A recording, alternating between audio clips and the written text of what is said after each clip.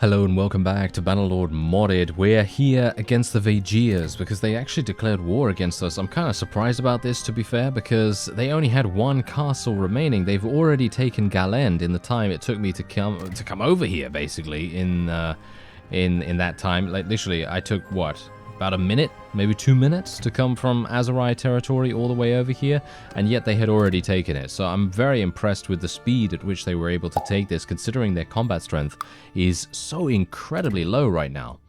Anyway, we are now going to be assaulting this, and oh, thankfully I still have my sword. I actually did not check to see what kind of weapon I was using here, but there's 200 enemy units here, if you can believe it. So that must mean that they had a pretty significant amount of people in the army that they used to attack this.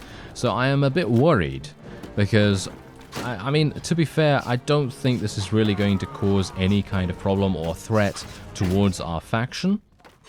And generally, I don't think they're really going to be able to do too much to us in the meantime either. So even if they were to attempt to try and take something else, it's highly unlikely they would be able to do that. Most of my fiefs are relatively well defended, and even if they did take one of them, they would be dwindling their own army and their own offensive capabilities so dramatically that it would be almost negligible for them to even bother.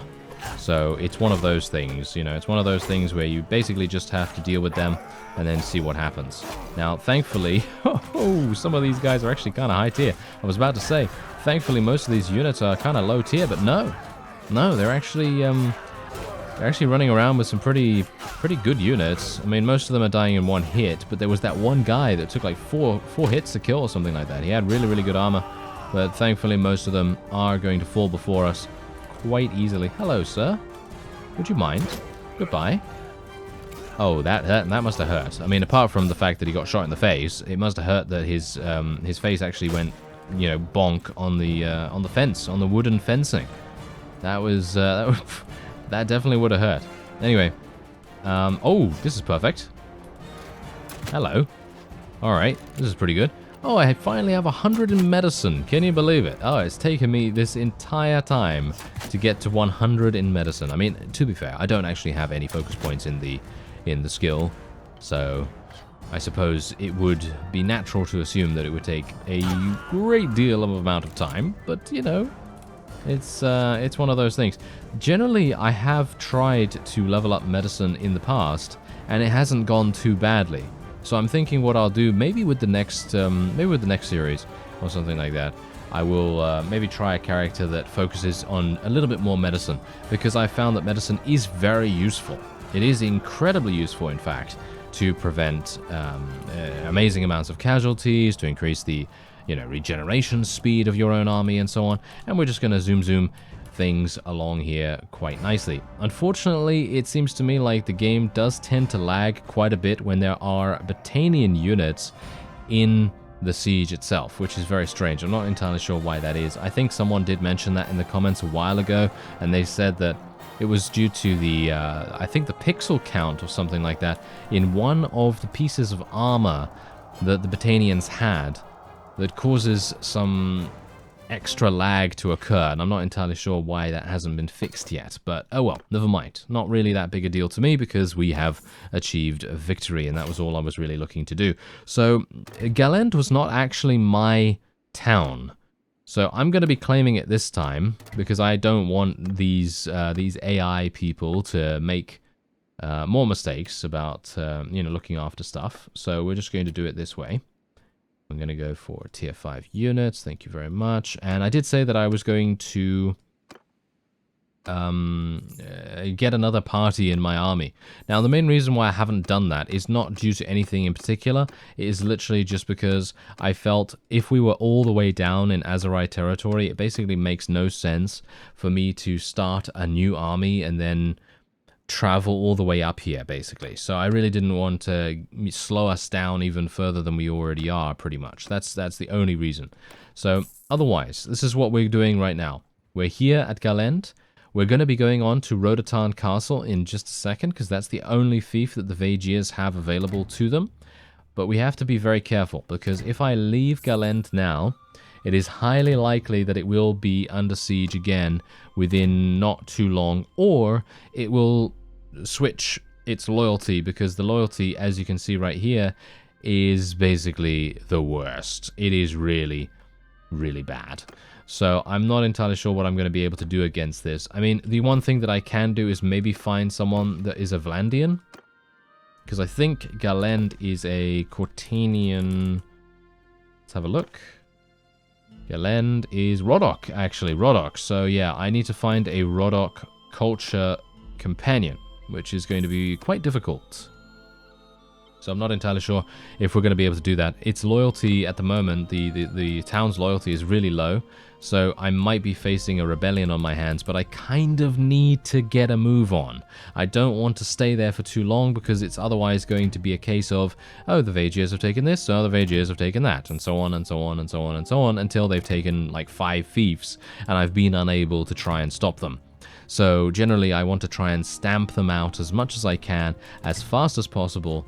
And, ooh, this might be tricky. Oh, actually, maybe not.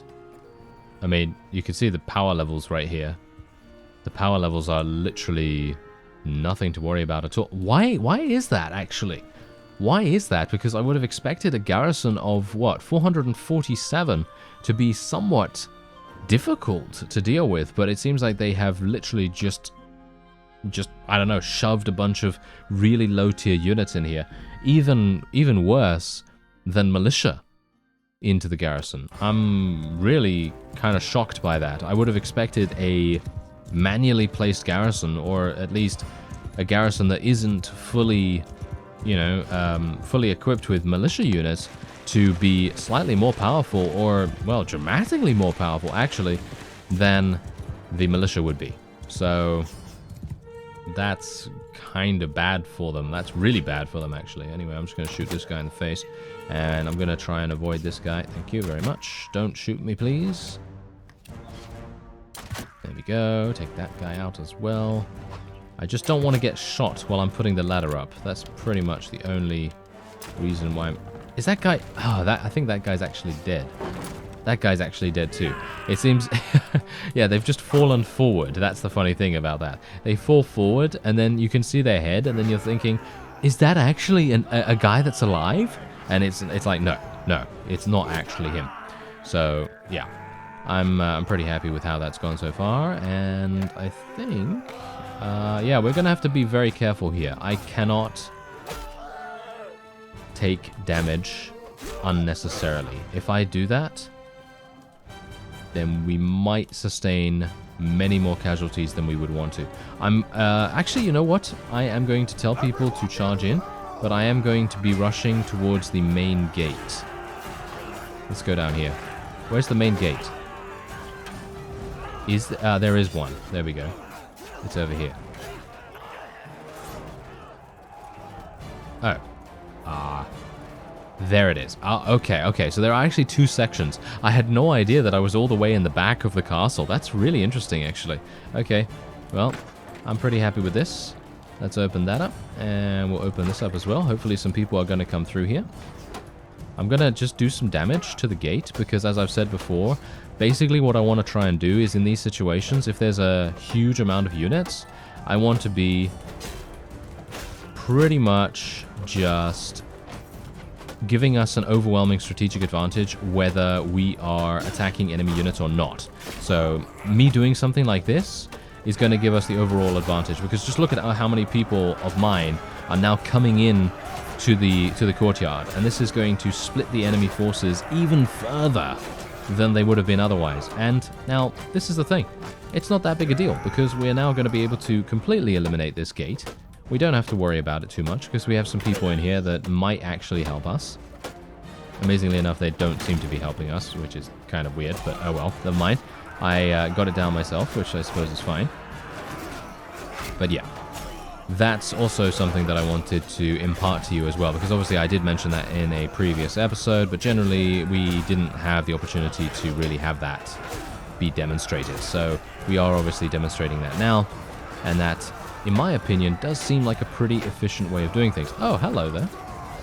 Really? Someone closed that? Yeah, that's also something that's a bit problematic. But that's also going to bait the AI into attempting to close it. As you can see right here, there are a number of units attempting to come over here to close the gate. And we are not going to allow that. We're just going to kill them as they come by. And they can't close it. And then we're just going to continually get reinforcements coming in here. So it really makes a huge difference to the overall effectiveness of our attack as well. Because if they're trying to close it, they're throwing themselves into the fire, basically.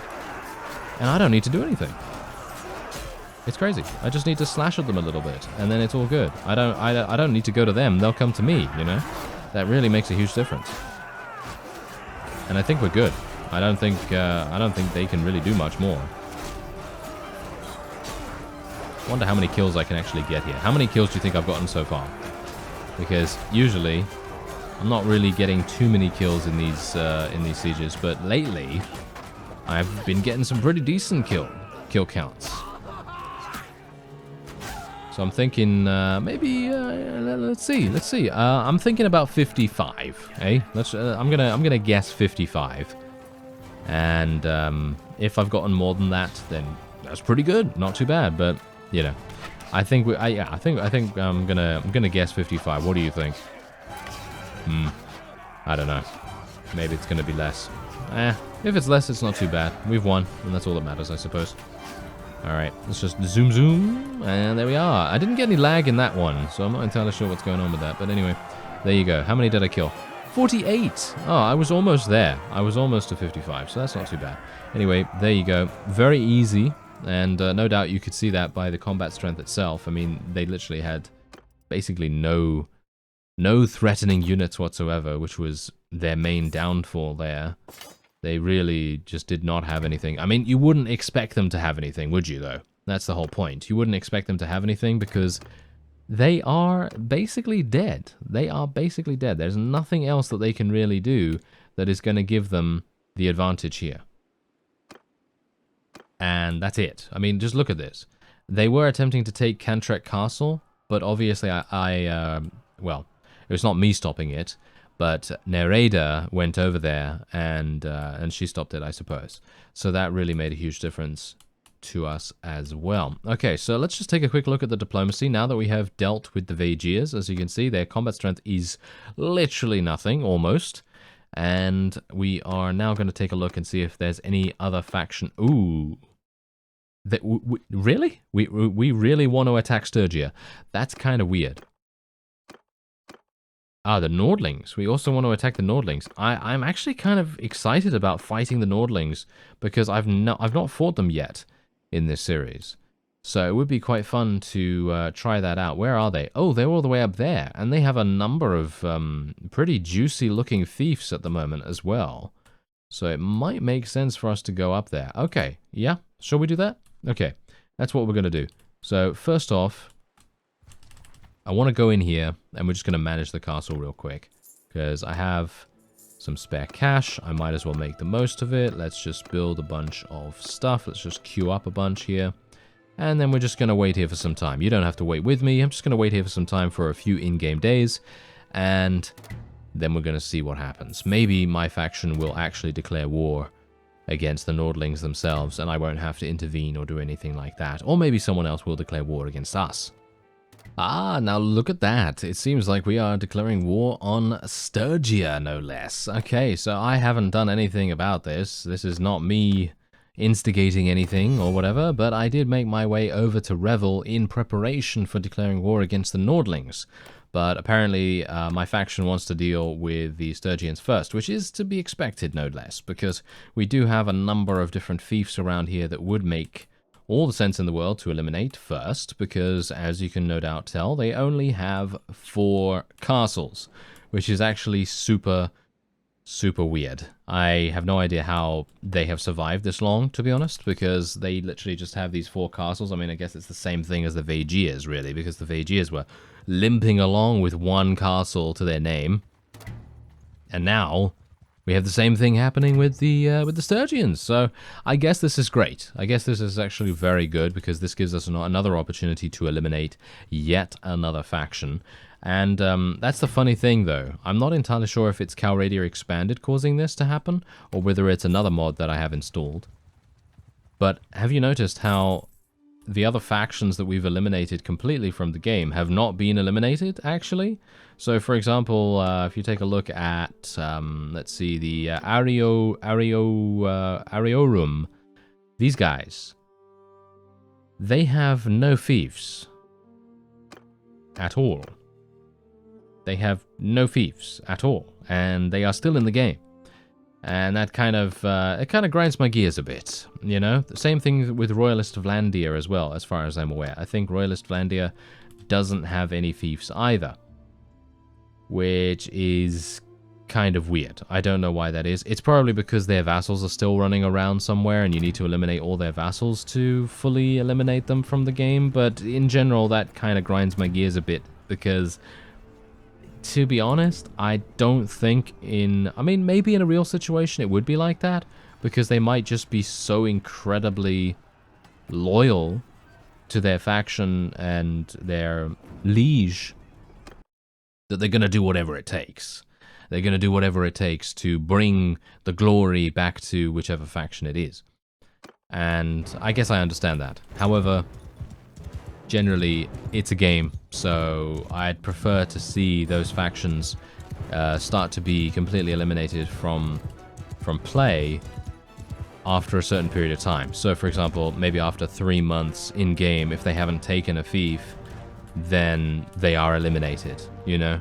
Because otherwise, there's going to be there's going to come a point where you are in the game and you have no more enemies, but you still have all your enemies because they have not been eliminated, because you know, you haven't been able to find the one vassal that's running around with like 50 units or something like that. And that's what I'm talking about. That's the kind of thing. So while it may be somewhat realistic to assume that there will be some loyalists, because there's definitely always going to be, you know, some potential element like that, but generally, from a gameplay standpoint, I would like to see it be, you know, having a little bit of a time limit on that potentially.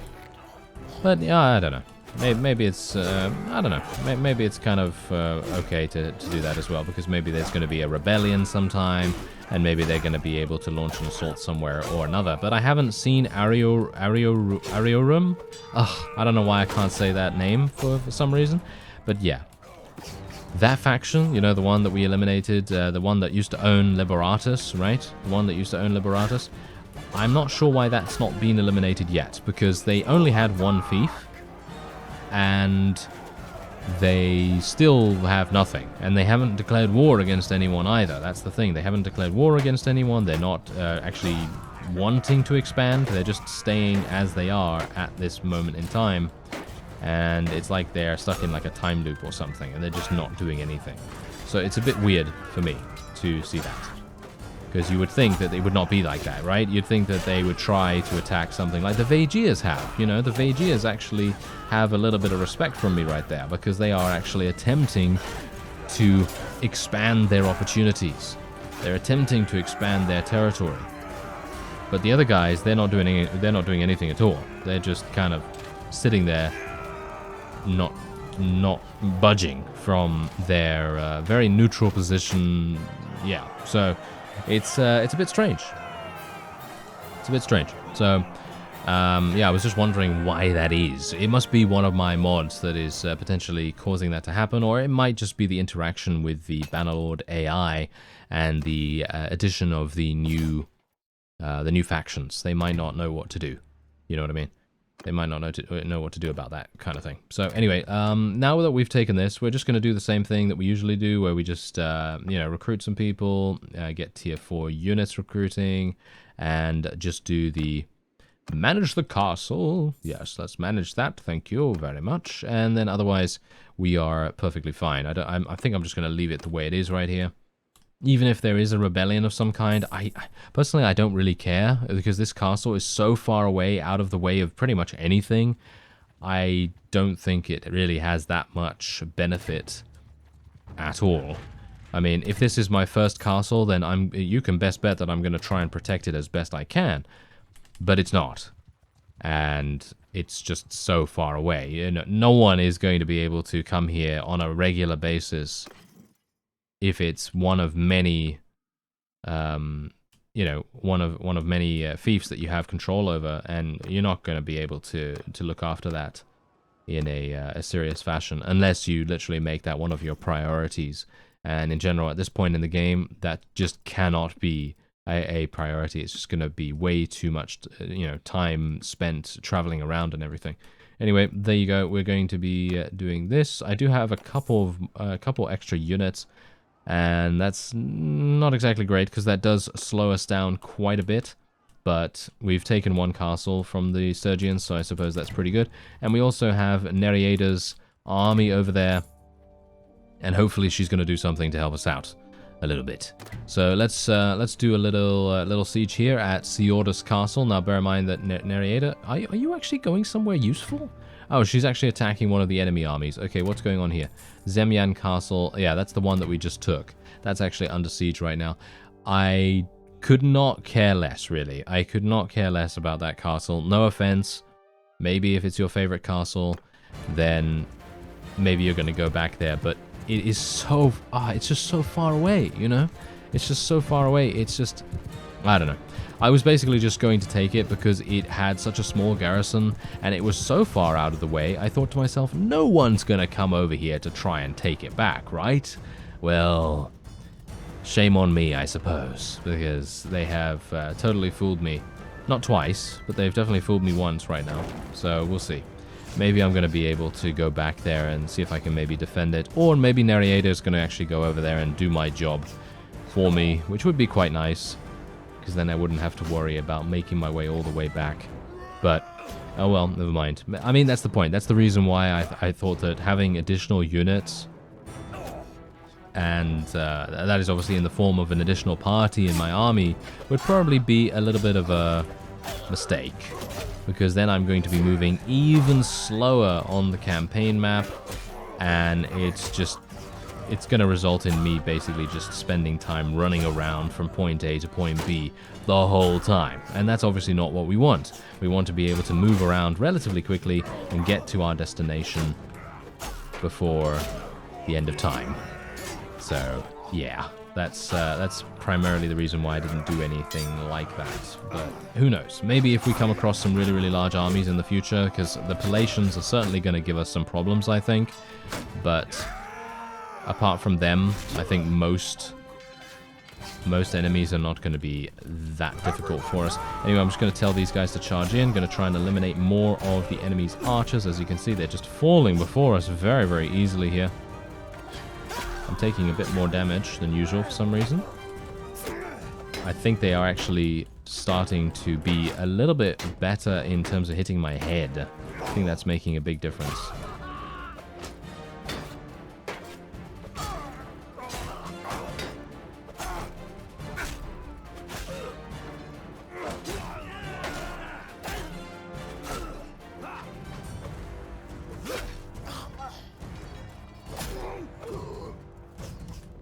Get back here, sir.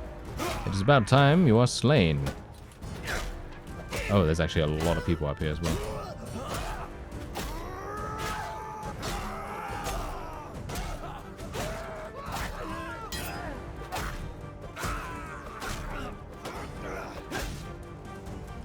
Whew, okay. That was a battle and a half, wasn't it? I mean, obviously I didn't really have any problems with dealing with those guys because they're all basically just using their bows, and they're not even switching to their melee weapons. As you can see right here, they're not even switching. That's the Bannerlord AI for you. Bear in mind, we're still playing on challenging combat AI. They are still on the highest setting, and they're not really living up to that, are they? They're not really living up to that at all. They are just generally running into me and getting themselves killed. Obviously, I'm not complaining about that. I'm not complaining about that because generally I'm not the best player in the world. So if they were 100% fierce and vicious and extremely difficult, you know, to actually do any damage to, then it would be very frustrating, especially considering there are so many units to deal with at any one time. But yeah, that would definitely be very frustrating, so I see exactly the reason why sometimes they're not going to be really, really good at blocking and parrying and so on. But these archers running into me blindly, they could avoid me a little bit better, no? They could avoid me a little bit better, or you know, decide to use their melee weapons a bit more or something like that. Anyway, I'm not a big fan of fighting downstairs, to be honest, because I feel like they can outrange my attacks. So this might be the end of me. Oh, hello. Oh, this guy might actually... Oh, no, never mind, never mind. I thought he was actually going to prove himself to be a rather worthy adversary, but no. He did get himself taken down. How are my forces doing, by the way? Because it feels to me like there's just me up here. Is that the case? Really? I'm going to zoom. Ah, I almost killed myself. Ah, yes. That happens. Yes, that happens much more. Okay. Yeah, thankfully... Okay, I've got my shield out. I shouldn't get shot over here. And my forces are actually killing enemies, but they are sustaining more casualties this time around.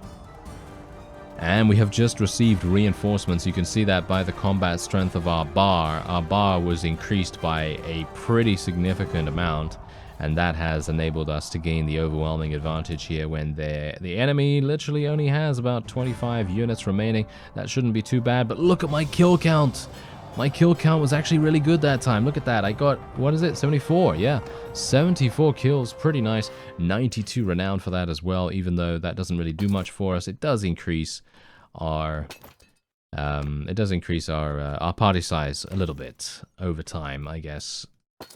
But there you go. All right. Pretty nice that we were able to take that. And to be fair, I feel like that was actually one of the hardest fief captures that we've done in recent memory.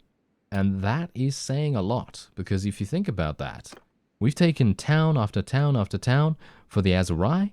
They had about 500 units, but this castle took more out of me and my armies than any of those, which is really quite surprising.